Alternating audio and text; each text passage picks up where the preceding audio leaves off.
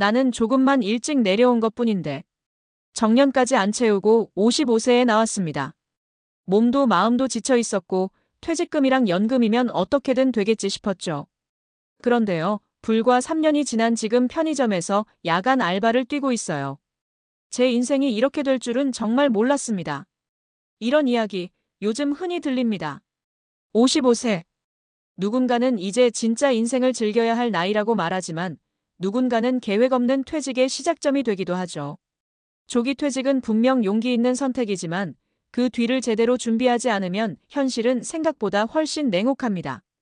오늘은 정년을 몇 년 앞두고 퇴직을 결정한 55세 전직 공무원이 왜 불과 3년 만에 아르바이트를 시작하게 되었는지, 그리고 우리 모두가 거기서 어떤 교훈을 얻을 수 있는지 나눠보려 합니다.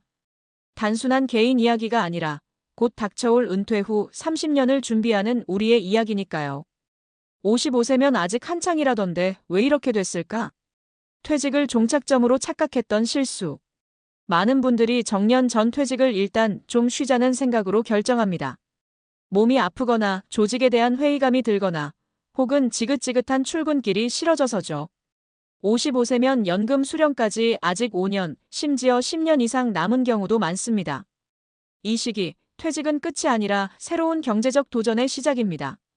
그런데 많은 분들이 이걸 마침표로 착각하죠.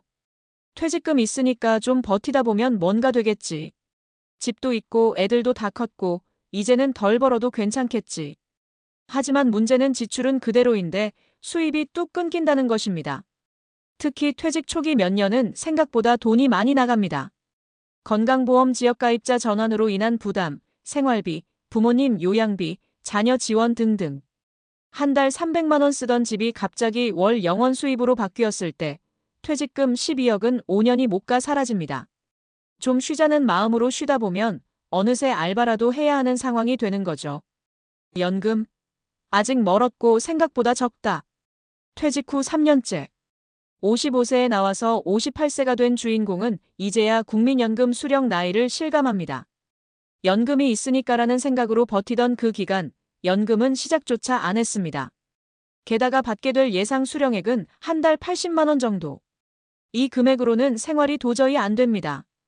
공무원 연금 수급 대상이었어도 중간 퇴직이라 금액이 기대 이하인 경우가 많고 조기 수령을 하면 감액되기 때문에 버틸수록 손해가 커지는 구조죠. 즉, 연금은 은퇴 후 보너스가 아니라 철저하게 계획된 시나리오 안에서만 효율적인 수단입니다. 그 시나리오가 없다면 연금은 믿고 있었는데 배신하는 존재가 되기도 해요. 다시 일하려니 자존심이 상했고 몸도 안 따라줬다. 알바라도 해야겠다고 마음먹는데 1년, 실제로 움직이기까지 또 6개월.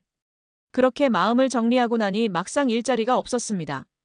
55세 이상에게 주어지는 일자리의 현실은 대부분 단순 노무직, 시간제, 고강도 업무입니다. 컴퓨터도 잘하고 보고서도 잘 썼는데 30년 공무원 생활했는데 나 같은 사람 어디든 필요할 줄 알았는데 그건 착각이었습니다. 민간 일자리 시장은 공직 경력을 우대하지 않고 오히려 융통성 떨어진다고 꺼리기도 하죠. 결국 선택지는 편의점 야간, 택배 상하차, 마트 시식 행사 아르바이트 정도로 좁아집니다. 게다가 오랜 공직 생활 후 갑자기 노동 강도가 센 현장에 들어가면 몸이 적응을 못합니다. 하루만 해도 무릎이 시큰거리고 밤잠 설치고 다음 날은 온몸이 쑤십니다. 이래서 많은 분들이 차라리 좀 더 일할 걸 그랬다고 말하게 되는 겁니다. 사례로 보는 은퇴 후 3년의 반전. 공무원 퇴직 후 쉼을 택한 55세 어씨. 어씨는 30년 넘게 일한 교육청 사무관이었습니다. 정년까지 5년 남았지만 조직 개편과 인사이동으로 회의를 느끼고 자발적으로 퇴직했습니다. 퇴직금 1억 8천, 적금 5천만 원이 있었고 몇 년 쉬다 연금 받으면 되겠지 싶었죠. 하지만 예상과 달리 매달 25만 300만 원씩 생활비가 나갔고 자녀 대학 등록금, 건강검진, 차 보험 등 예상치 못한 지출로 2년 만에 1억 원이 줄어들었습니다. 결국 그는 59세에 편의점 야간 아르바이트를 시작했습니다. 퇴직 당시보다 더 피곤한 삶이었습니다. 퇴직 후 창업에 도전했던 56세 B씨. B씨는 공무원 퇴직 후 조그만 카페나 해보자는 마음으로 창업에 뛰어들었습니다. 문제는 운영 경험이 없었다는 점이었죠. 위치 선정, 메뉴 구성, 마케팅 등 모든 게 낯설었고 코로나까지 겹치며 1년 만에 접었습니다. 퇴직금 중 1억 2천이 날아갔고 결국 그 역시 마트 시식 코너 아르바이트로 생계를 이어가고 있습니다. 그래도 카페는 한번 해보고 싶었다는 말과 함께요. 부부가 함께 은퇴했던 55세 CC. CC 부부는 같은 공공기관에 근무했고 이제 여행도 다니고 쉬자는 계획 아래 동시 퇴직을 결정했습니다. 처음 1년은 행복했습니다. 하지만 예상보다 빠르게 돈이 줄어들었고 부부 사이에도 불안이 생겼습니다. 결국 CC는 택배 물류센터 주간반, 아내는 재택행정보조로 다시 일터에 나서게 됐습니다. 우리 나이에 이렇게까지 해야 하나 싶은 마음과 동시에 이제라도 돈을 벌 수 있어서 다행이라는 생각이 들었다고 합니다. 55세 퇴직? 절대 성급한 결론 내리지 마세요. 퇴직은 단순히 회사 후 조직 그만두는 일이 아니라 경제와 사회적 정체성에서의 재설계 작업입니다. 특히 55세 전후의 시기는 아직 건강도 있고 일할 수 있는 능력도 있습니다. 이때 무작정 쉼을 선택하는 건 위험할 수 있습니다. 퇴직 전 5년 후 시뮬레이션을 해보세요. 연금, 퇴직금, 지출 예상표를 구체적으로 만들고요. 그리고 퇴직 후 23년간 수입이 없을 때의 대응 시나리오를 세우세요. 퇴직은 누구나 겪습니다. 하지만 어떻게 준비하느냐에 따라 30년이 바뀝니다. 준비 없이 쉬는 건 그냥 긴 무직 기간일 뿐입니다. 안녕하세요. 오늘은 조기 퇴직이라는 선택에 대해 이야기 나눠보려고 합니다. 최근 은퇴 상담을 하다 보면 유독 50대 중반분들의 고민이 많아졌습니다. 더는 못 버티겠어요. 내가 이 일을 왜 계속해야 하죠? 이런 마음들 정말 이해됩니다. 실제로는요, 55세 전후가 심리적으로 가장 불안하고 회의감도 깊어지는 시기입니다. 하지만 그 선택이 후회가 될지 새로운 전환점이 될지는 그 이후를 어떻게 준비하느냐에 달려 있습니다. 오늘은 그 부분을 조금 더 구체적으로 짚어볼게요. 1. 조기 퇴직이 실패가 되는 진짜 이유. 먼저 이 질문을 던져보고 싶습니다. 퇴직하고 뭘 하실 건가요? 이 질문에 명확하게 대답하지 못한다면 조기 퇴직은 아직 이르다는 신호입니다. 많은 분들이 퇴직을 탈출로만 생각하세요. 하지만 퇴직 이후는 더 복잡합니다. 지금의 월급이 사라지고 시간을 자기가 관리해야 하며 스스로를 사회 속에서 정의해야 하는 순간이 오니까요. 실제 상담 사례를 보면 아무 계획 없이 쉰다고 선택한 분들이 가장 빨리 후회합니다. 퇴직금은 생각보다 빨리 사라지고요. 쉴 수 있는 시간은 은퇴 초기에만 달콤합니다. 이후엔 허무함, 외로움, 그리고 불안이 찾아오죠. 그래서 전 항상 말씀드립니다. 퇴직을 고민하신다면 퇴직 이후 2년 동안의 삶을 시뮬레이션 해보세요. 그 2년이 불안하면 퇴직은 보류하셔야 합니다. 2. 퇴직 후 수입 공백기 반드시 고려하셔야 합니다. 많은 분들이 퇴직을 앞두고 연금만 생각하세요. 하지만 중요한 건 언제부터 얼마를 받느냐입니다. 예를 들어 국민연금은 대부분 6,365세 이후에 받습니다. 공무원 연금도 일부는 조기 수령 가능하지만 감액 조건이 붙어요. 그런데 퇴직은 55세에 했습니다. 그럼 적어도 810년은 무수입 시기가 되는 거예요. 퇴직금 있잖아요. 맞습니다. 퇴직금이 있죠. 하지만 퇴직금은 자산이지 소득이 아닙니다. 한 달 250만 원 쓰던 분이 퇴직금 1억 5천만 원 받았다고 생각해 볼까요? 1억 5천 250만 60개월, 즉 5년이면 전부 소진됩니다. 게다가 이건 의외의 지출이 없다는 가정 하에서만 가능한 계산입니다. 자녀 결혼, 건강 문제, 부모 요양, 자동차 교체. 이런 현실적인 변수들이 겹치면 퇴직금은 34년 만에도 바닥납니다. 그래서 퇴직 후엔 최소한 연금이 나오기 전까지 버틸 수 있는 소득을 미리 만들어 놔야 합니다. 창업이든 재취업이든 부업이든 어떤 형태든 현금 흐름이 있어야 합니다. 3. 55세 이후의 재취업은 체력과 자존감의 싸움. 많은 분들이 은퇴 후에도 일하려고 마음먹습니다. 하지만 막상 현장에 나가면 몸도 마음도 예상과 달라요.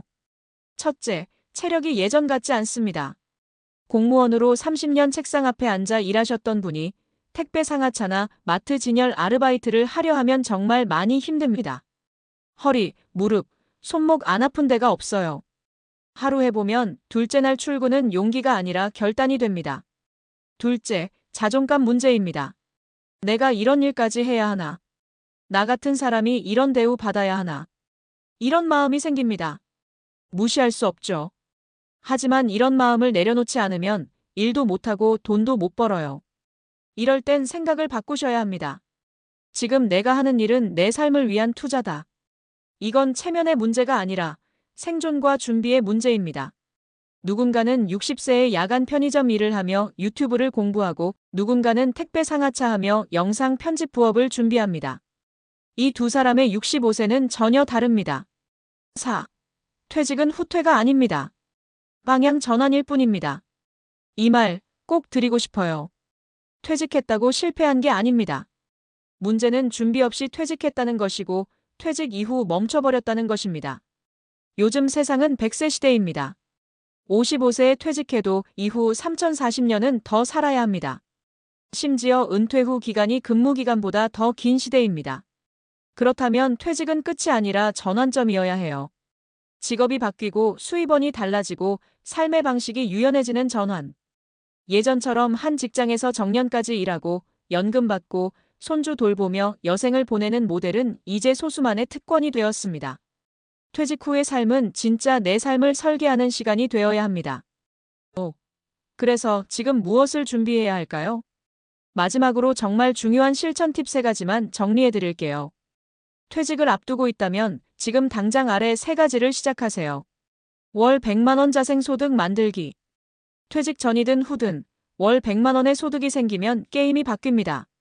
글쓰기, 강의, 온라인 판매, 유튜브, 블로그 수익, 동네 일용직, 재능 중계. 처음엔 작게 시작해도 괜찮아요. 작은 수익 구조를 만드는 습관 자체가 퇴직 후 생존력을 키웁니다.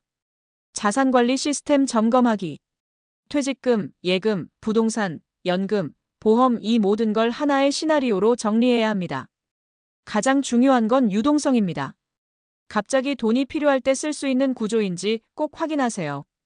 집을 갖고 있어도 생활비가 없으면 쓸모가 없습니다. 퇴직 후 일 시뮬레이션 해보기. 하고 싶은 일이 아니라 할 수 있는 일을 기준으로 리스트를 만드세요.